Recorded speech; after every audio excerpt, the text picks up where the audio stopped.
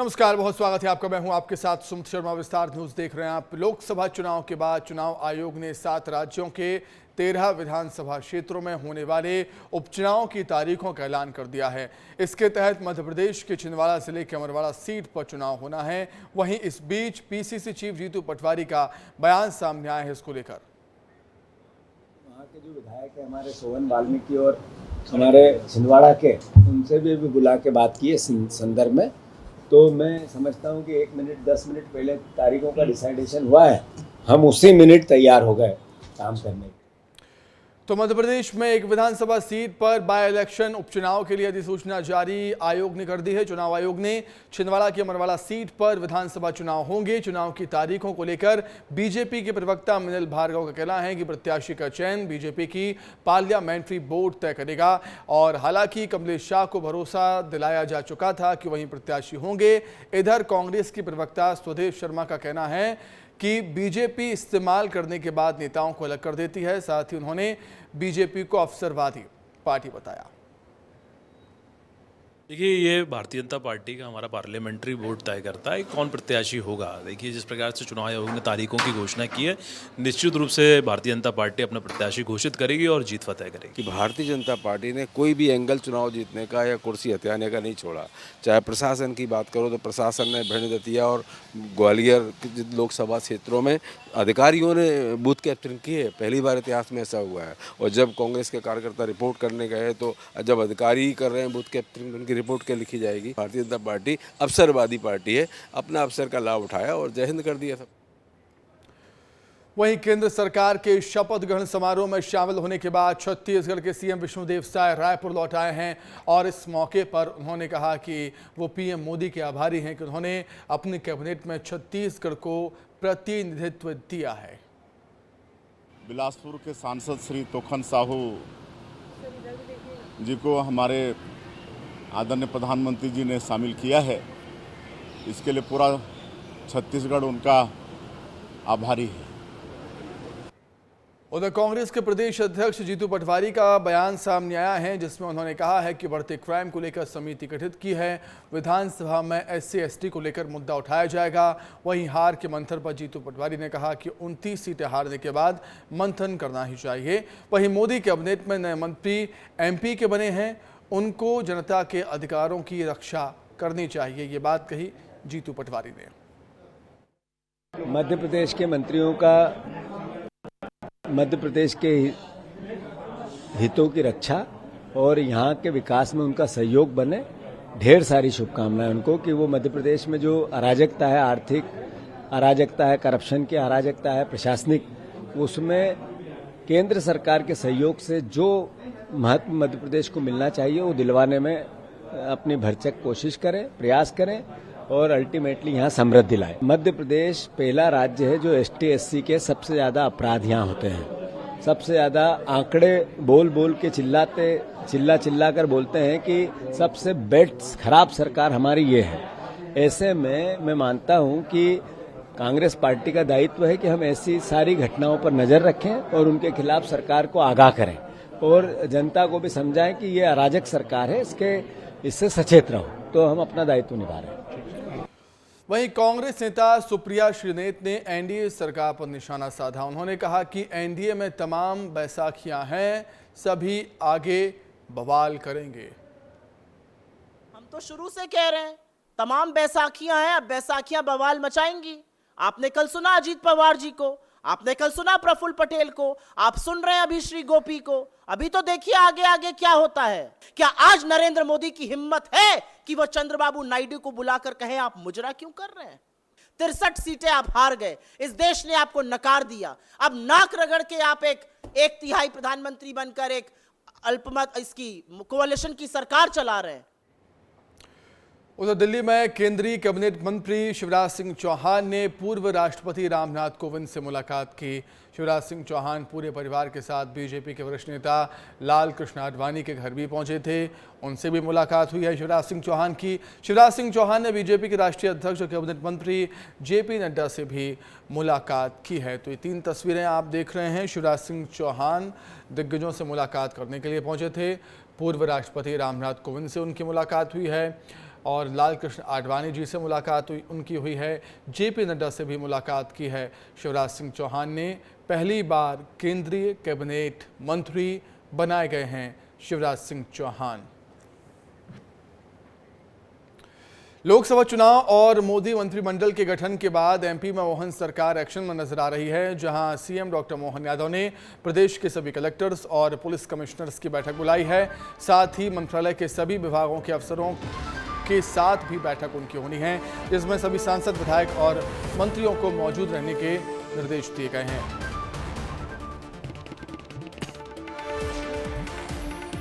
तो video conferencing के जरिए जुड़ने के निर्देश दिए गए हैं। 11 जून को मतलब कल CM doctor Mohan Yadav video conferencing के जरिए बैठक शुरू करेंगे। जल गंगा संवर्धन अभियान, शाला प्रवेश उत्सव जैसे मुद्दों पर चर्चा की जाएगी और प्रदेश के सभी कलेक्टर, पुलिस कमिश्नर्स की बैठक बुलाई गई है। अधिकारियों को, अफसरों को 6 महीने का रिपोर्ट कार्ड भी पेश करना होगा। मंत्रालय के सभी विभागों के अफसरों के साथ बैठक होनी है कल। उधर दिल्ली में नीट के छात्रों ने शास्त्री भवन के सामने नेशनल टेस्टिंग एजेंसी के खिलाफ जमकर विरोध प्रदर्शन किया है।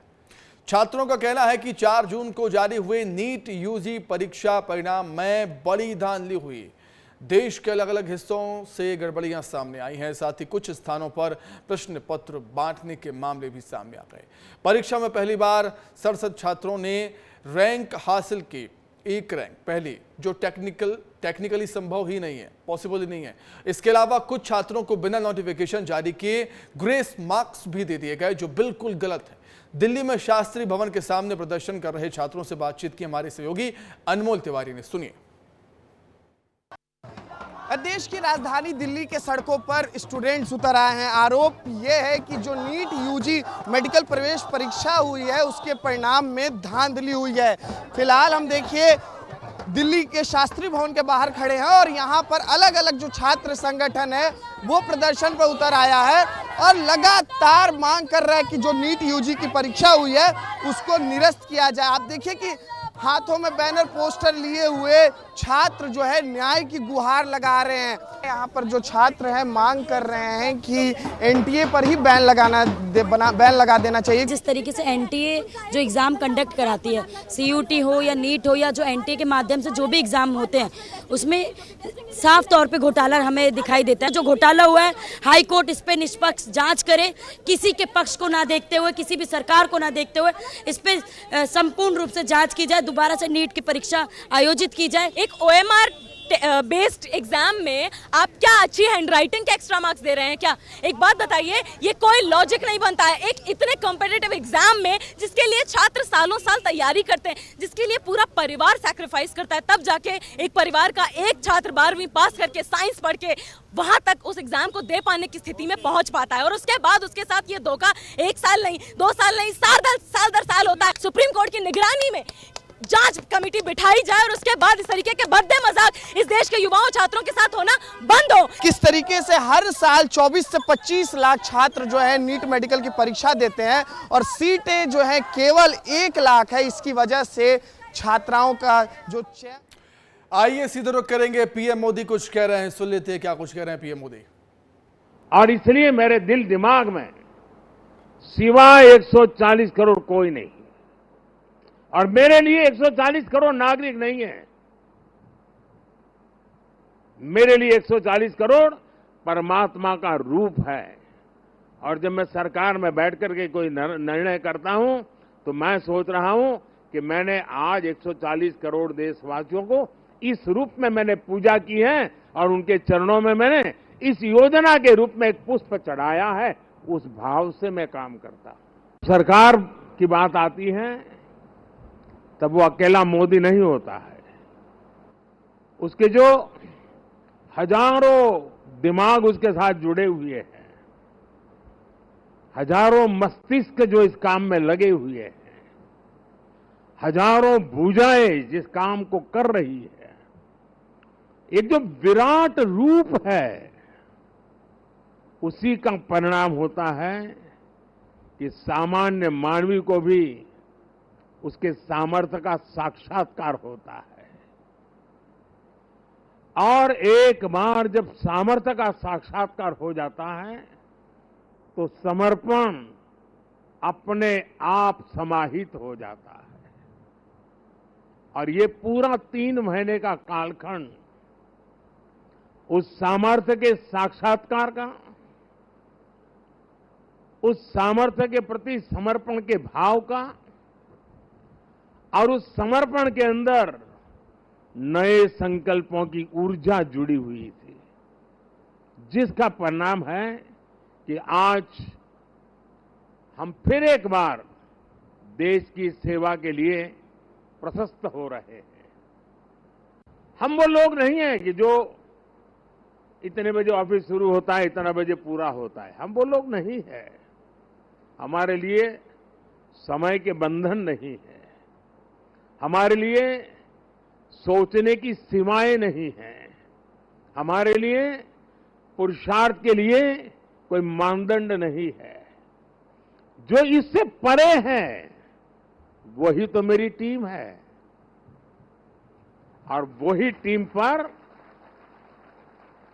देश को भरोसा है। साथियों, 10 साल में बहुत सारे लोग आप में से होंगे जो 10 साल से मुझे जेल रहे हैं। कुछ लोग हैं जो शायद अब जेलना शुरू करेंगे। कुछ लोग होंगे साहब बहुत हो गए, अब कहीं और जाए तो अच्छा होगा। जो जाना चाहते हैं उनको मेरी तरफ से शुभकामनाएं हैं। आपने इतना किया इसलिए धन्यवाद है।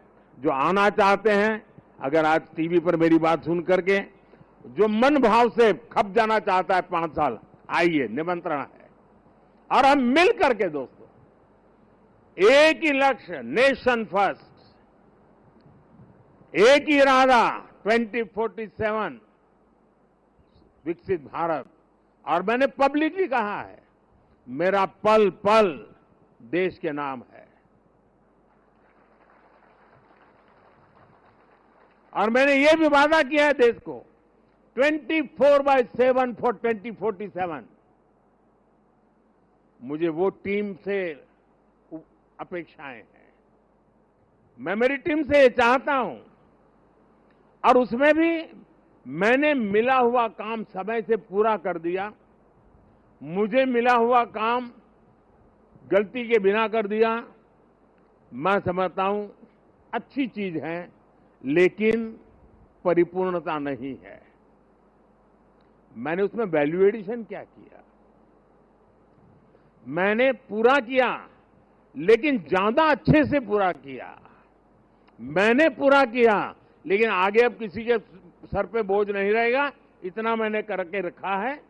अगर हमारा भाव है, हर चीज में वैल्यू एडिशन, हर चीज में क्वालिटी अपग्रेडेशन, तो मुझे पक्का विश्वास है दोस्तों कि हम 5 साल के भीतर भीतर जिस सपनों को और संकल्प को लेकर के चले हैं, उसको हम परिपूर्ण कर सकते हैं।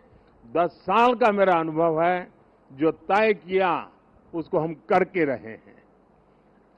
तय भले मोदी ने किया, लेकिन करने वाले आप हैं। करके रहे हैं, हम सब मिलके करके रहे हैं। हम सबकी सामूहिक शक्ति का परिणाम है कि हमने एक कैटेगरी एजेंट के रूप में इसको काम किया है। आपको बहुत से लोग मिलेंगे व्यक्तिगत जीवन में, और खास करके टीनेज ग्रुप के जो लोग होते हैं उनसे अगर बात करेंगे, अगर उस समय क्रिकेट की सीजन चलती है तो उसका मन करता है यार एक अच्छा क्रिकेटर बन जाओ। दिमाग में रहता है यार क्रिकेटर बन जाना है। एक अच्छी मूवी बड़ी पॉपुलर हो गई तो फिर मन में करता है यार ये फील्ड अच्छा है, मैं एक्टर बन जाऊं, मैं इसमें चला जाऊं। उसी समय मान लीजिए चंद्रयान की घटना घटी है तो उसको लगता है यार ये फील्ड बहुत अच्छा है, साइंटिस्ट बन जाओ। और मान लीजिए 2 महीने के बाद क्रिकेट मैच आ गई तो उसको लगता है यार साइंटिस्ट वाला तो जरा मेहनती है, अच्छा करो अपन क्रिकेट वाला हो जाए। यानी ज्यादातर वो लोग होते हैं जिनकी इच्छाएं अस्थिर होती हैं, और जब इच्छा अस्थिर होती है तो सामान्य मानवी उसको तरंग कहता है। उसको लगता है यार तो तरंग ही है, एक सुबह एक सोचता है, दोपहर को दूसरा, तो इस पर बात मत करो यार, ऐसे ही हुड़दंगबाजी करता रहता है। इच्छा जब अस्थिर होती है तो दुनिया की नजरों में वो तरंग होता है, लेकिन जब इच्छा स्थिर हो जाती है और उसके अंदर एक लंबे अरसे तक इच्छा को स्थिरता मिल जाती है, तो इच्छा उस प्रक्रिया से गुजरती है जो संकल्प में बदलती है। इच्छा अगर अस्थिर है तो तरंग है, इच्छा अगर स्थिर है, स्थायी है, तो संकल्प में कन्वर्ट हो जाती है। और संकल्प के अंदर जब परिश्रम की पराकाष्ठा जुड़ जाती है, तब जाकर के सिद्धि प्राप्त होती है। और जीवन के हर काम को हम उस दिशा में देखना चाहिए। इच्छा प्लस स्थिरता इज इक्वल टू संकल्प, संकल्प प्लस परिश्रम इज इक्वल टू सिद्धि। जिस टीम ने इतना बड़ा अचीवमेंट किया है, उसको स्वाभाविक मन करेगा कि यार कुछ अब बहुत हो गया, अब साहब थोड़ा शांति रखे तो अच्छा होगा। ये रोज नई नई चीज लेके आते हैं, लेकिन मैं मानता हूं अब मेरा दायित्व भी 10 साल मैंने जो सोचा है उसे ज्यादा सोचने का है, 10 साल जो किया है उसे ज्यादा करने का है। और अब जो करना है वो ग्लोबल बेंचमार्क को पार करने वाली दिशा में करना है। कल क्या थे और आज कितना अच्छा किया, वो वक्त चला गया दोस्तों। पहले 5 पर थे, अब 10 पर पहुंच गए, वो वक्त पूरा हो चुका है। अब दुनिया इस विषय पर यहां पर है और ये इससे आगे कुछ नहीं है, तो उसके आगे हम होंगे।